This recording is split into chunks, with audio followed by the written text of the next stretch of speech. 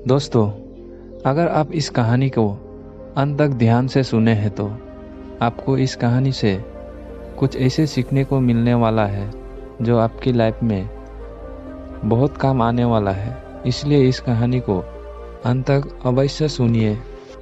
दोस्तों, आज आपके पास जो कुछ भी है वो इसलिए नहीं है कि आपकी किस्मत में इतना ही लिखा था या फिर आपकी किस्मत ही खराब है, बल्कि वो इसलिए है क्योंकि आप इतना ही जीवट करते हो।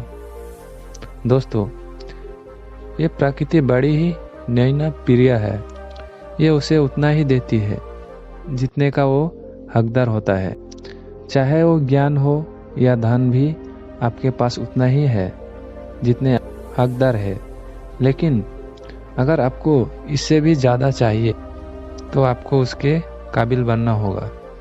दोस्तों, ऐसा कौन सा गुण है जो आपके काबिल बनता है?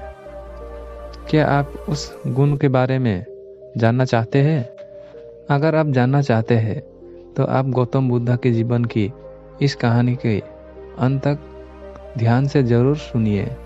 दोस्तों, इस कहानी के सिर्फ समझिएगा मत, बल्कि इस कहानी को अब भीतर उतर जाने दीजिए। तो बिना समय गवाए चलिए कहानी को शुरुआत करते हैं। दोस्तों, एक बार गौतम बुद्ध को एक सभा में भाषण करना था और जब सभा का समय हुआ तब बुद्ध वहां आए और बिना कुछ बोले ही वहां से चले गए।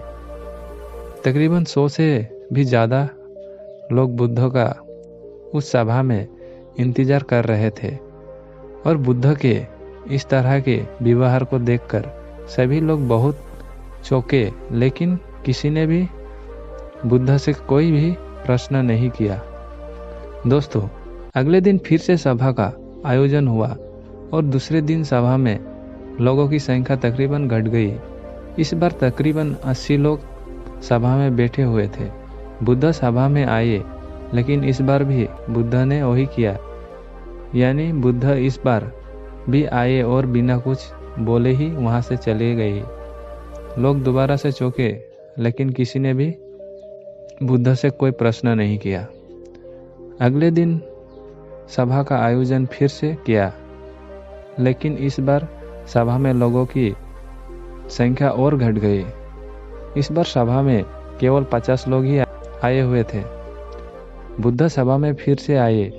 उन्होंने इधर उधर देखा और बिना कुछ बोले ही सभा से चले गए। उसके बाद कुछ लोगों क्रोधित भी हुए।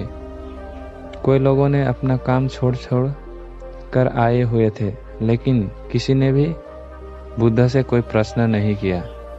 अगले दिन फिर से सभा का आयोजन हुआ। दोस्तों, आप लोग जो इस कहानी के सुन रहे हैं, आप में से भी कुछ लोग मन ही मन ये कह रहे होंगे कि अरे कितना बार सभा का आयोजन होगा, और आप लोगों को भी इस कहानी को सुनने वक्त परेशानियां होना शुरू हुआ होगा। और जिन जिन लोगों को भी अभी परेशान होनी शुरू हो गई है, उन लोगों को तो ये कहानी बड़े ध्यान से पढ़कर समझना चाहिए, क्योंकि ये कहानी आपके लिए ही है। अगले दिन फिर से सभा का आयोजन हुआ, लेकिन इस बार सभा की संख्या और ज़्यादा घट गई थी। यानी इस बार सभा में फिर सिर्फ 30 लोग ही थे। फिर उसके बाद बुद्ध सभा में आए, मुस्कुराए और फिर से बुद्ध ने वही किया, यानी बिना कुछ बोले ही वहां से चले गए।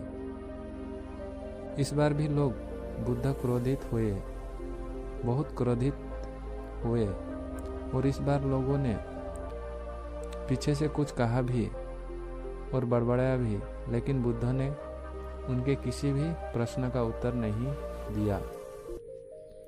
दोस्तों, अगले दिन फिर से सभा का आयोजन हुआ और इस बार लोगों की संख्या बहुत ज़्यादा घट गई थी। यानी इस बार सभा में केवल मिलाकर 15 लोग ही आए हुए थे। इस बार भी बुद्ध सभा में आए, लेकिन इस बार बुद्ध अपना आसन ग्रहण कर लेते हैं। फिर बुद्ध बोले और बुद्ध ने उन 15 लोगों को उपदेश दिया और वो 15 लोगों ही बुद्ध को भिक्षु बन गए और आगे चलकर उन 15 लोगों ने ही बुद्ध को ज्ञान को अलग अलग दिशाओं में फैला दिया। फिर एक दिन बुद्ध से किसी ने पूछा कि बुद्ध, आप कई दिनों तक बिना बोले ही सभा से क्यों चले जाते थे? फिर बुद्ध कहते हैं, मैं उन लोगों की खोज रहा था जो लायक थे, यानी कि पहले दिन 100 से भी ज़्यादा लोग आए हुए थे। उसमें से ज़्यादातर लोग सिर्फ आए हुए थे, उन्हें मेरे उपदेश से कोई भी मतलब नहीं था। वो बस आ गए थे और उसमें से ज़्यादातर लोग सिर्फ देखने और सुनने आए हुए थे कि सभा में क्या होता है।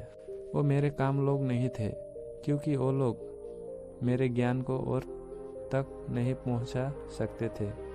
मुझे तो लोगों की खोज थी जो मेरे ज्ञान को जन जन तक पहुंचा सके। कोई दिनों तक सभा से बिना बोले ही मैं इसलिए चला गया क्योंकि मैं ये देखना चाहता था कि वो कौन लोग हैं जिनके भीतर वास्तव में प्यास है। जिन लोगों के भीतर में वास्तव में प्यास थी वो लोग अंत तक जरूर रुके, और जो लोग बस ऐसे ही आ गए थे वो लोग पहले या दूसरे दिन ही चले गए। जिनके भीतर धैर्य था उन्हें मुक्ति का मार्ग भी मिला, और जो लोग जल्दबाजी में थे वो लोग अब घर में बैठे हुए हैं। सवाल ये नहीं है मैं तुम्हें क्या दे सकता हूँ, बल्कि सवाल ये है कि तुम क्या ले सकते हो। तुम्हारा पत्र कितना बड़ा है और कितने को तुम हकदार हो। जितने के तुम हकदार हो उससे ज़्यादा तुम्हें नहीं मिलेगा। फिर वो व्यक्ति बुद्ध से पूछता है कि बुद्ध, लायक कैसे बने? फिर बुद्ध कहते हैं कि धैर्य के द्वारा जिस व्यक्ति को अंदर धैर्य है वो अपने जीवन में कुछ भी पा सकता है। सभा में जितने भी लोग आए हुए थे और उसमें से अंत तक वही रुके जिनके अंदर धैर्य था। चाहे तुम्हारे जीवन में तुम्हारा लक्ष्य जो कुछ भी है, लेकिन तुम बिना धैर्य के सफलता के चरम तक नहीं पहुंच सकते।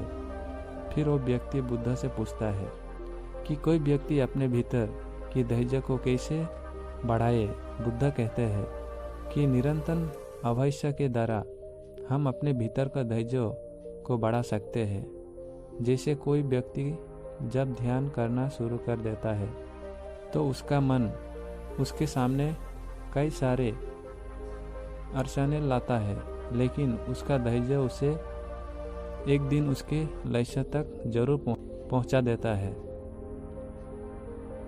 फिर वो व्यक्ति बुद्ध से कहता है कि मैं समझ गया बुद्ध, मैं समझ गया, यानी मुझे धैर्य का साथ निरंतर अभ्यास करने की आवश्यकता है।